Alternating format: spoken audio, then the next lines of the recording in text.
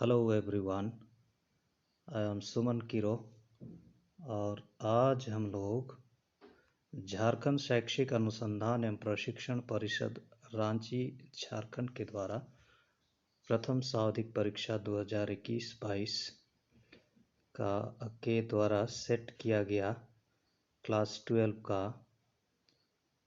Model प्रश्न पत्र भौतिकी विषय का सेट 2 सॉल्व करेंगे।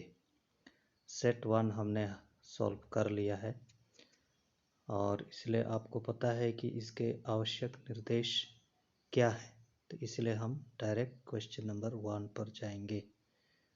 क्वेश्चन नंबर 1 है, two charges of equal magnitude kept at distance r exert a force F on each other. If the charges are halved and distance between them is doubled, then the new force acting on each charge is. Okay, you know this question is from Coulomb's law. So here the force will be equal to 1 by 4 pi epsilon naught Q1 Q2 by R square. Now the question is, if the charges are halved, meaning when Q1 dash is equal to Q1 by 2 and Q2 dash is equal to Q2 by 2, distance between them is doubled, means R dash is equal to 2R. Then what will be the new force? The new force will be F dash equal to 1 by 4 pi epsilon naught Q1 by 2 into Q2 by 2 divided by 2R square. Okay, and this is equal to 1 by 4 pi epsilon naught Q1 Q2 by 4 divided by 2 2s are 4 R square, and this is equal to 1 by 4 pi epsilon naught Q1 Q2 by 16 R square. So this is equal to 1 by 16 into F. Okay, F, because 1 by 4 pi epsilon naught Q1 Q2 by R square is F. So this F dash is equal to F by 16. So the new force will become 1 by 16th time the initial force. So the correct option is option number D. Now let us go to next question. Which one of the following is the SI unit of electric field?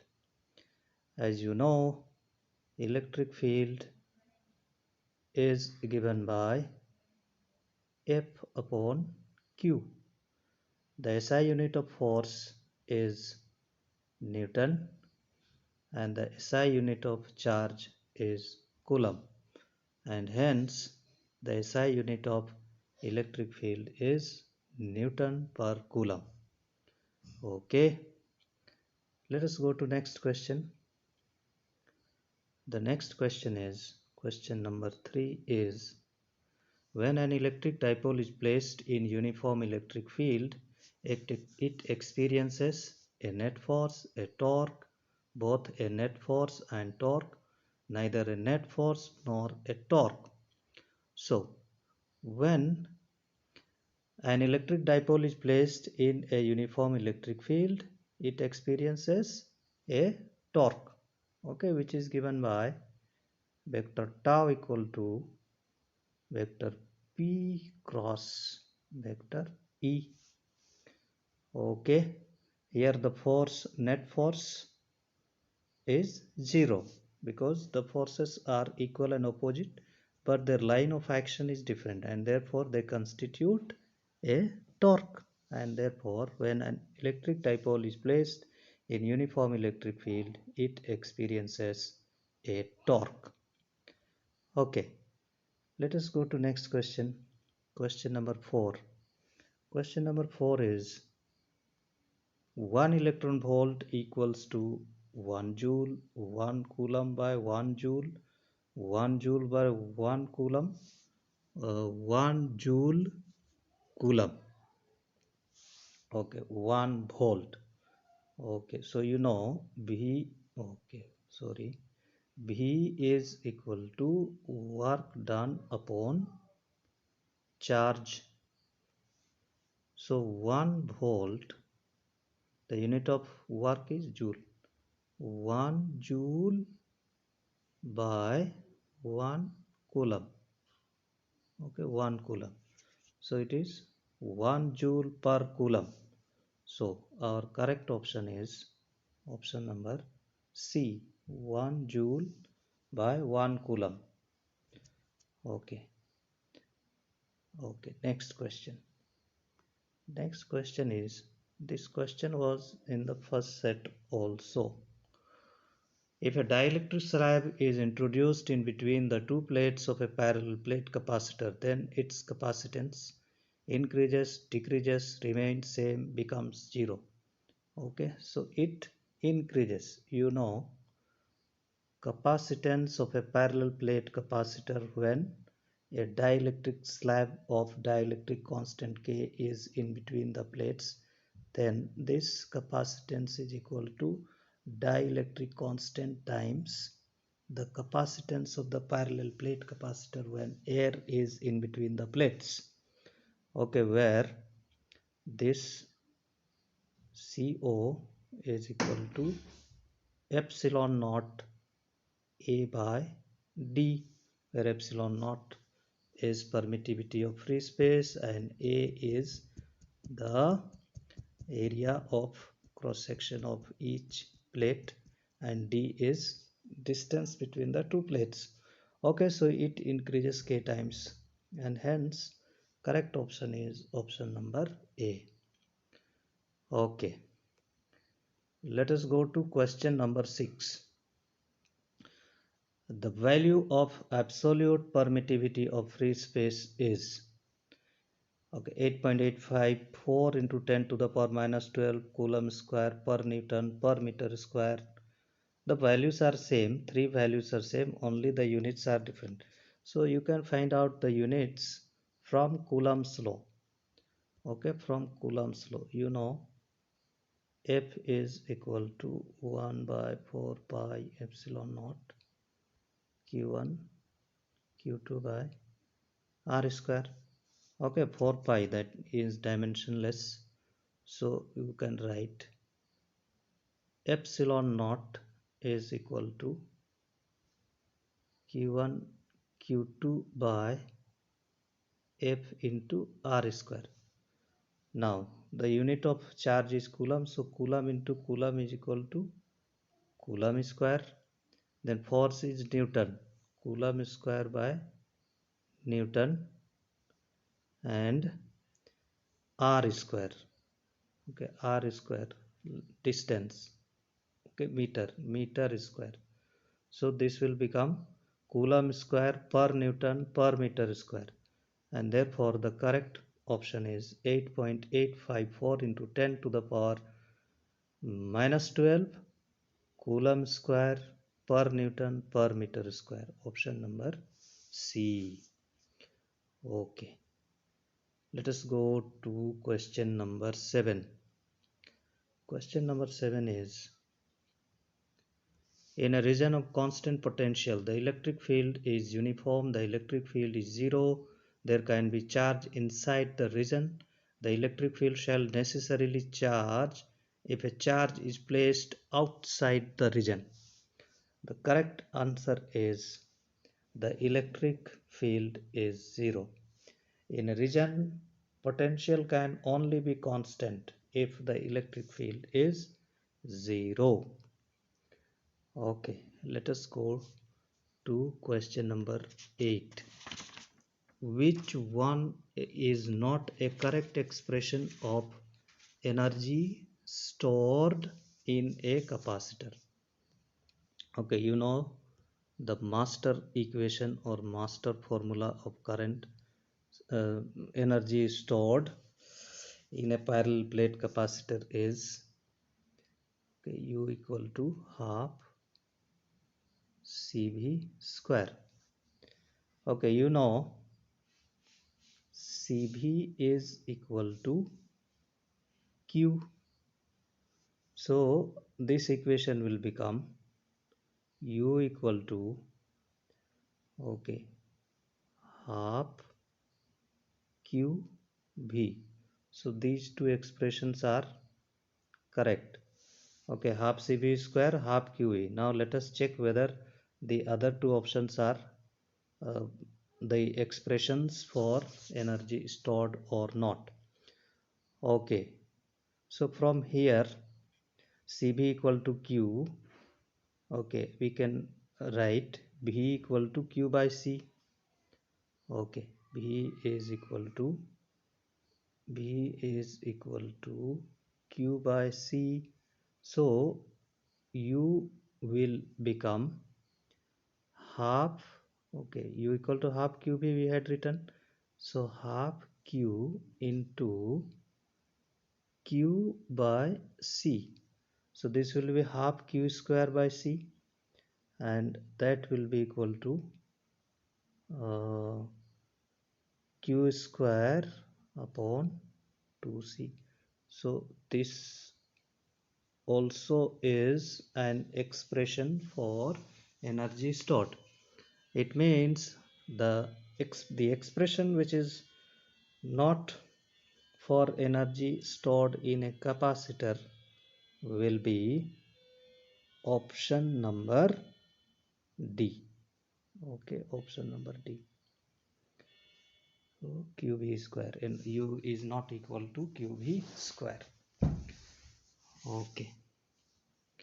Now let us go to question number 9.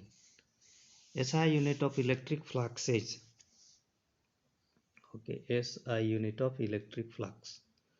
You know, electric flux is defined as the dot product of electric field intensity vector and area vector. Okay, this is equal to EA cos theta. This is equal to EA. Okay, because theta is equal to 0 degree and cos 0 degree is equal to 1. So you know the unit of electric field is Newton per coulomb and unit of area is meter square. Hence the correct option is option number C, Newton per coulomb meter square. Okay, let us go to question number 10. The surface considered for Gauss law is called okay, Gaussian surface. Next, an electric charge Q is placed at the center of a cube of side A. The electric flux on one of its faces will be okay, so we have to draw a cube. Okay, let us try to draw a cube. Okay, this is a cube. Okay, let it be a cube. Okay, once more.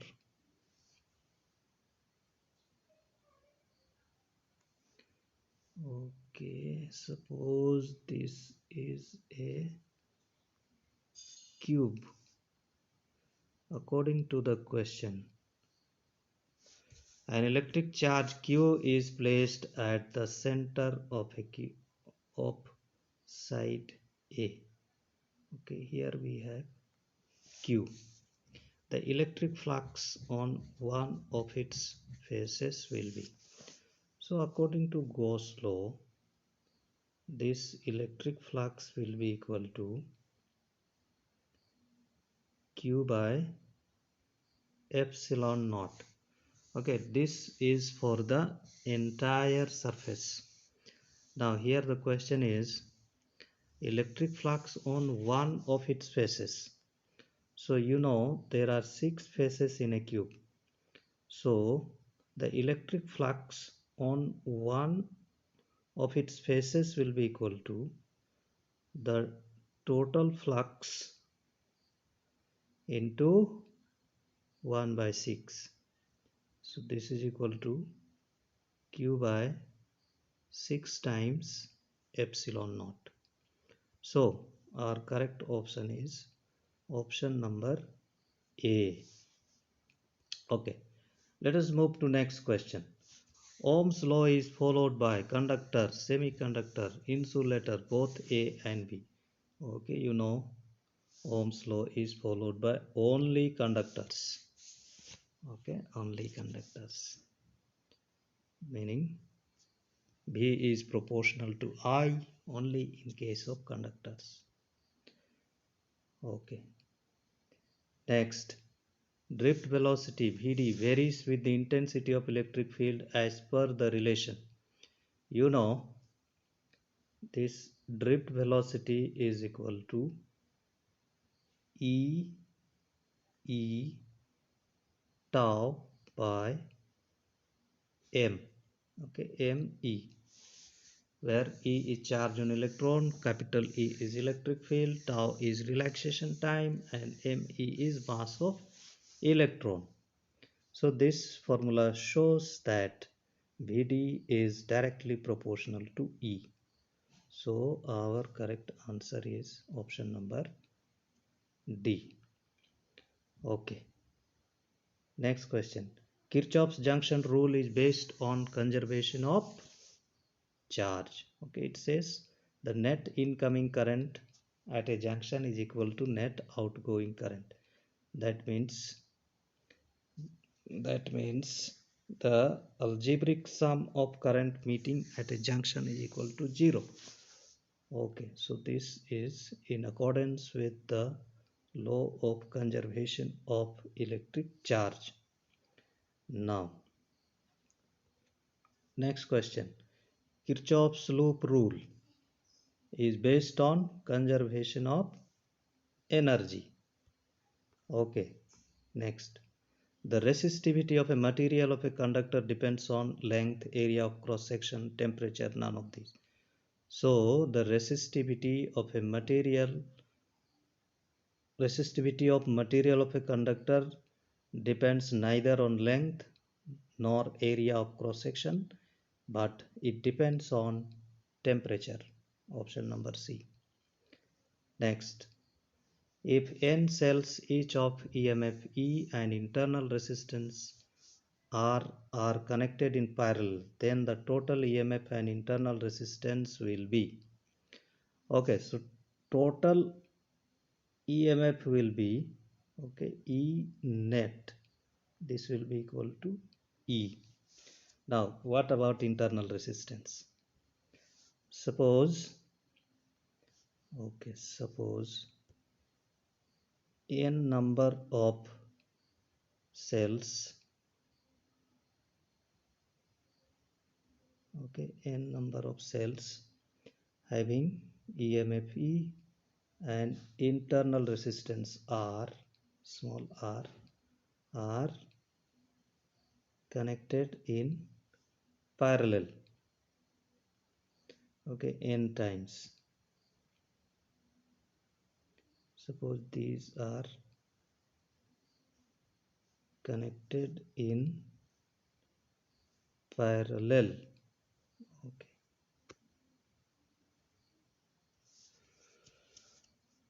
So net EMF is E.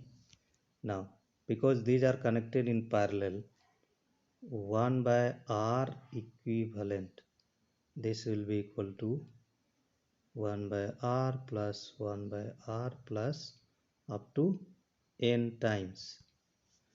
So this is equal to, okay, n times by R. Therefore 1 by R equivalent is equal to n by R. So R will be equal to, R equivalent will be equal to R by n. So our correct option is option number A.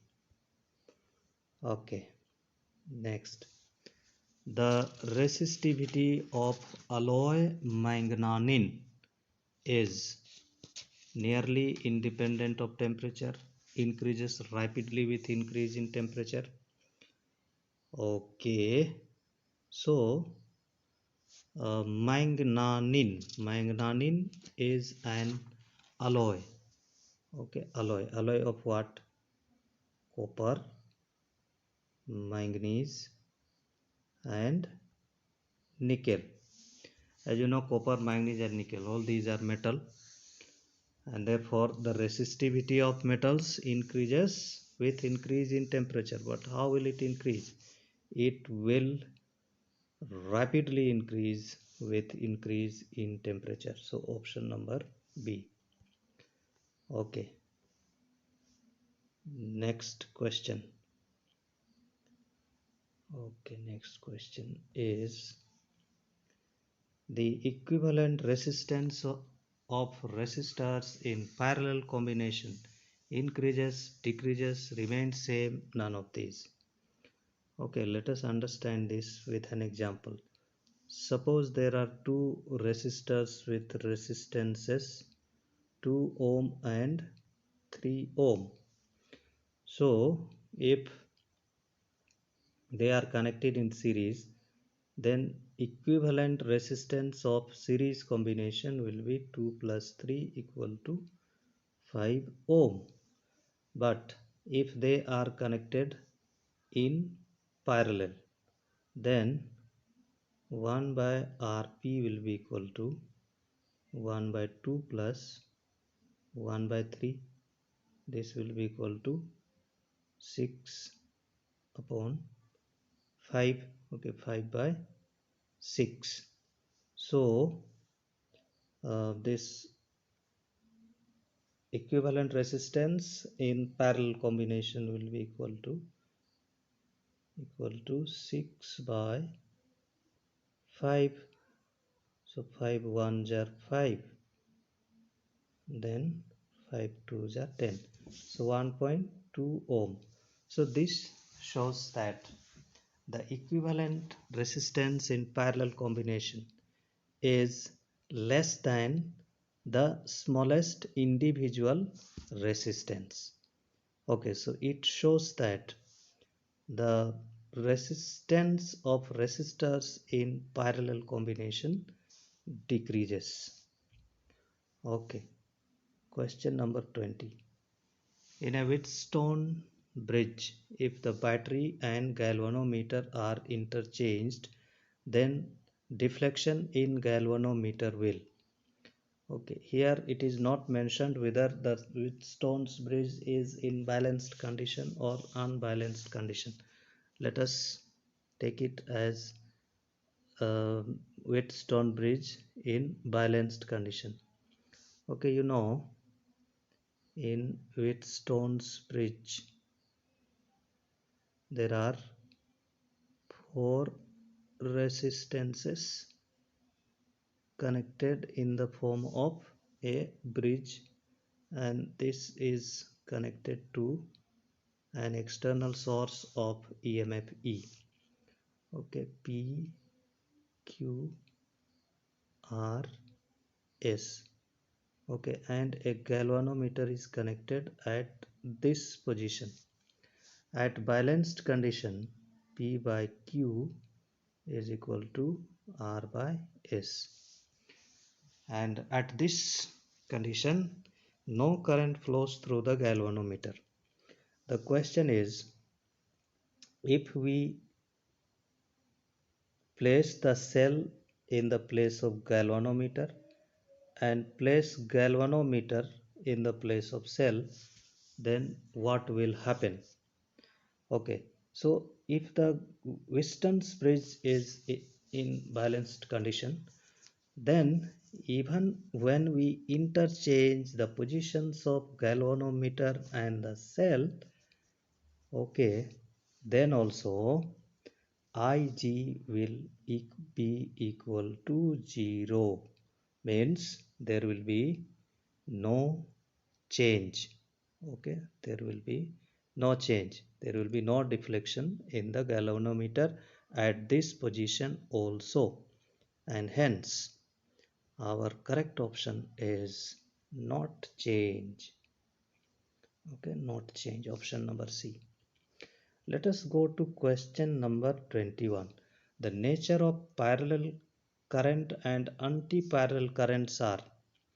Okay, suppose we have two conductors. Okay, both are parallel to each other. Okay, I1 and I2. Okay, I1 and I2. Then these will attract each other. Okay, attract.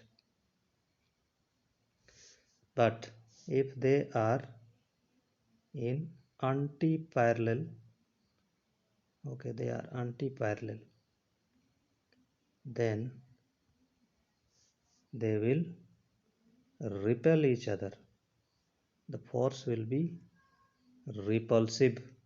Okay, they will repel each other, and therefore our correct option will be uh, parallel currents attract and anti-parallel currents repel, option number B. Okay, question number 22.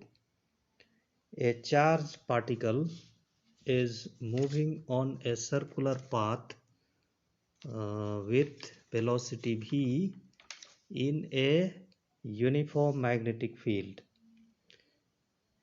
If velocity of the charged particle is doubled and strength of magnetic field is halved, then the radius becomes. Okay, you know the radius. Okay, this question is asked from cyclotron. The radius of that circular path in which that positive ion gets accelerated is given by R is equal to mv upon qp. Now the question is velocity is doubled. Okay, velocity is doubled and strength of magnetic field is halved. So when this v is equal to 2v and b is equal to b by 2, then what will be the new radius? In that case, this r will be equal to m into 2v by q into b by 2. Okay, so this will be equal to, okay, this will be equal to 4 times mv by qb. So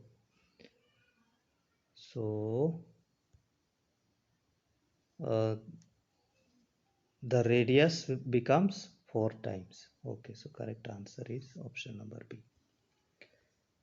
Now question number 23rd. SI unit of magnetic flux is, SI unit of magnetic flux is Weber. Okay, next.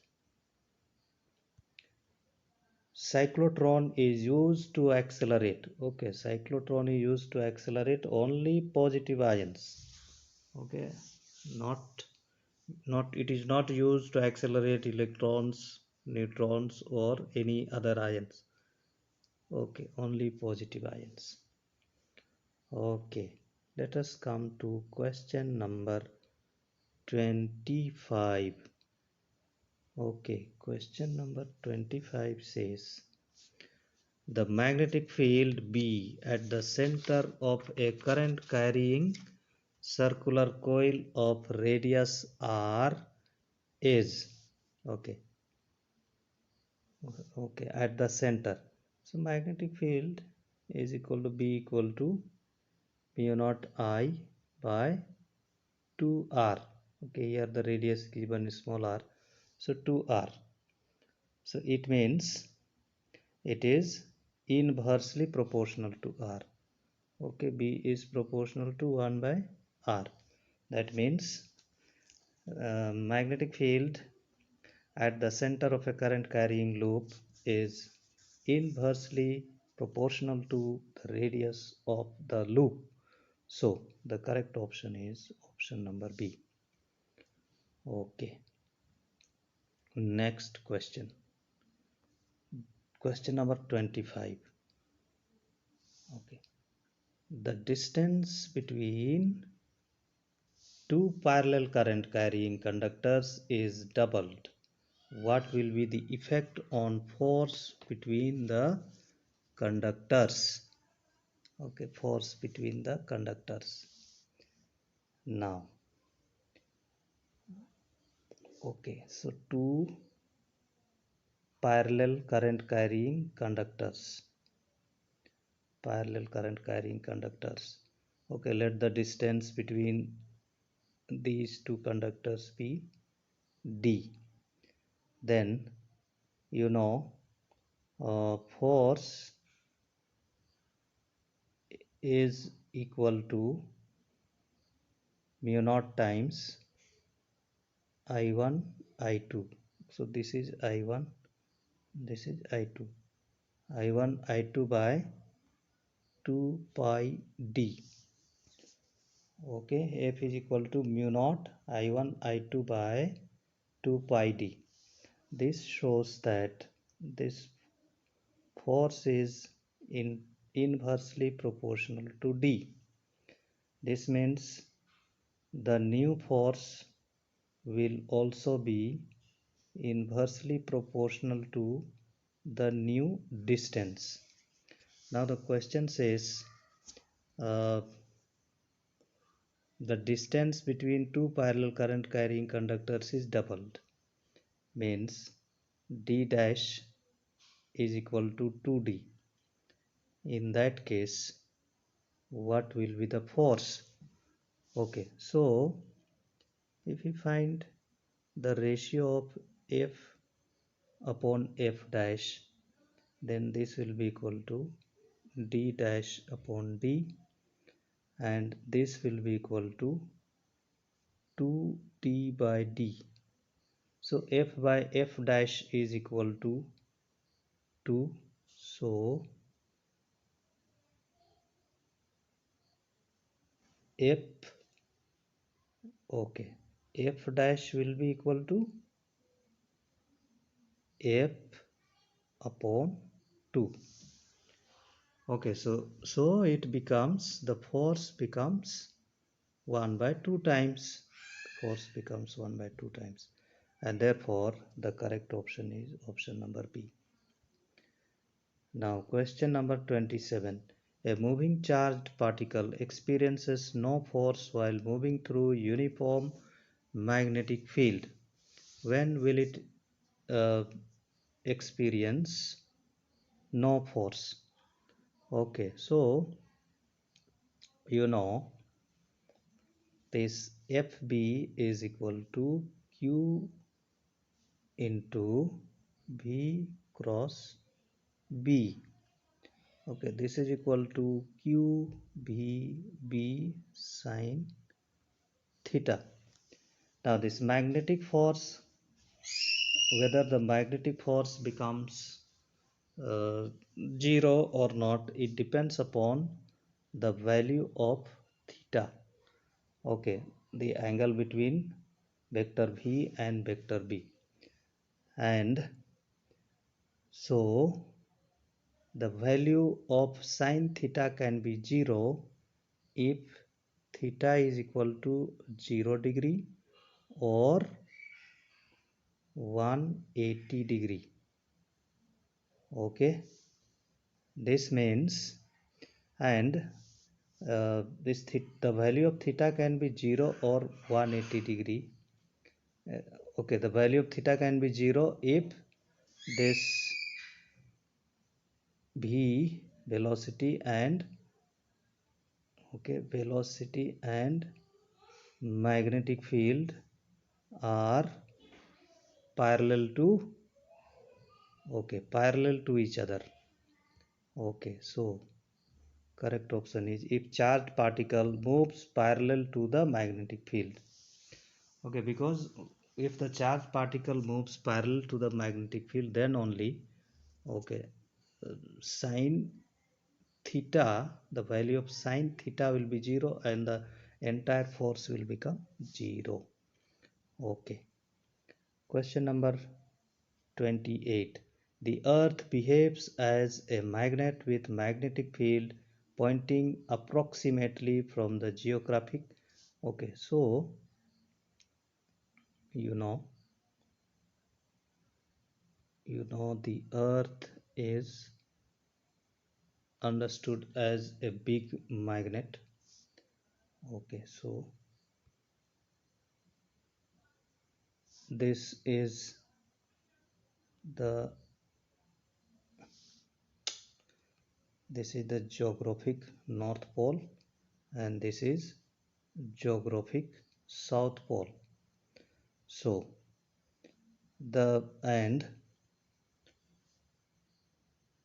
this one is magnetic north pole and this is magnetic south pole. The question, the earth behaves as a magnet with magnetic field pointing approximately from the geographic.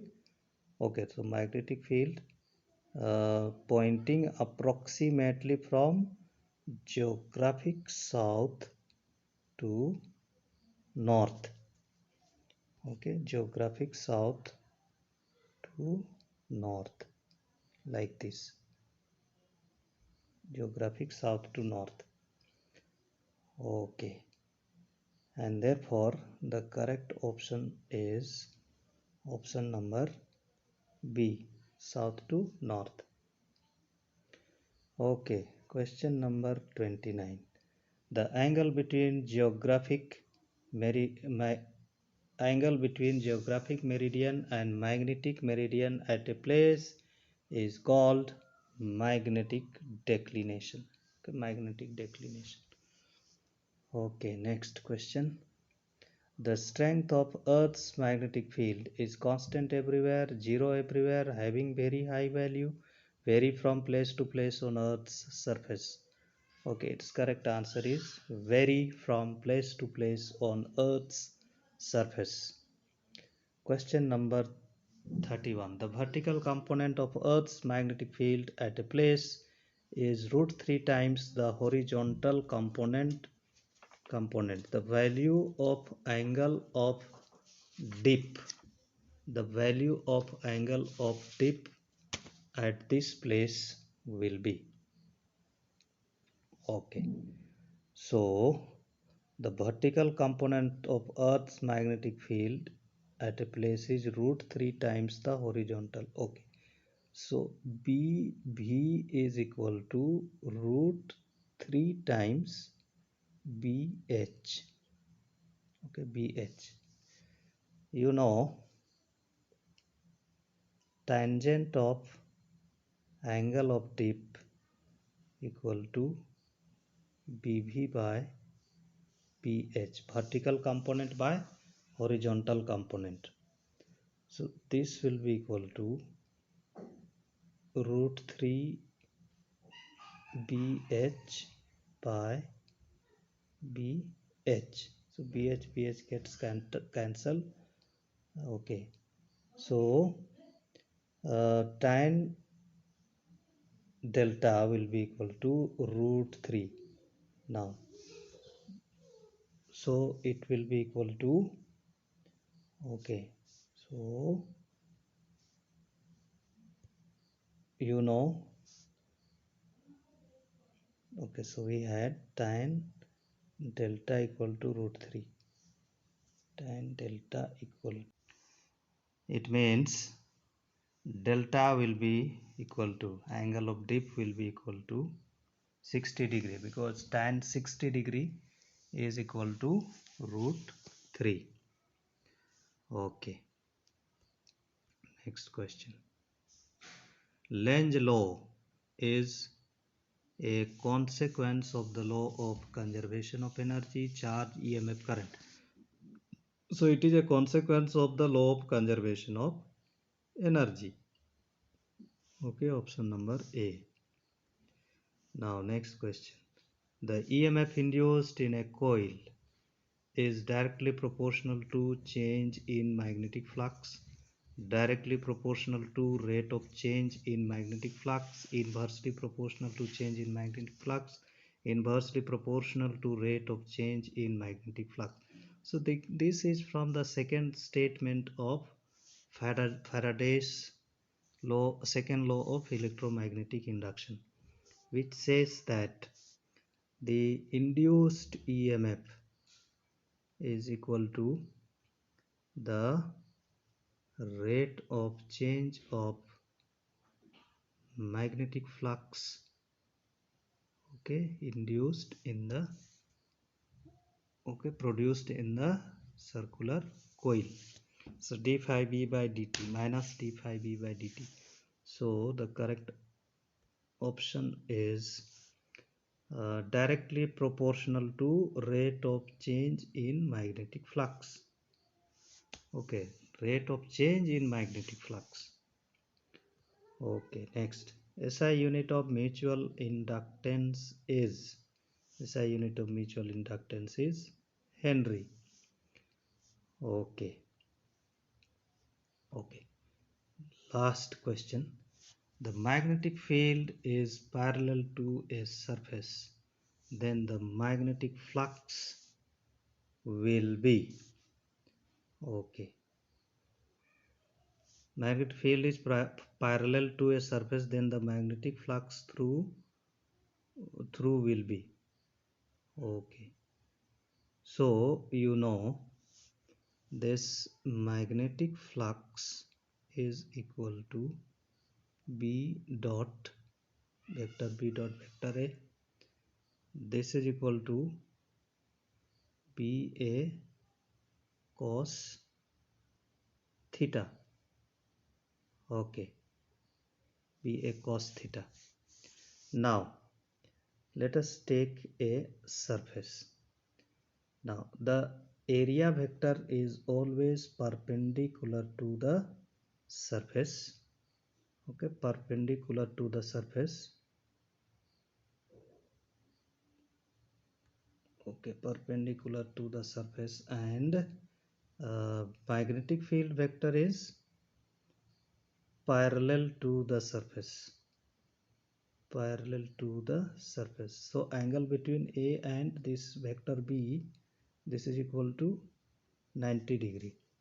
So if you take here 90 degree, BA cos 90 degree, cos 90 degree is equal to 0. So this phi B is equal to 0. So our correct option is, let us see the option number A. Okay, option number A. So like this we have completed our second set. Hope you are helped by this class of mine. If so, you like and share this to your friends so that they also benefit from this.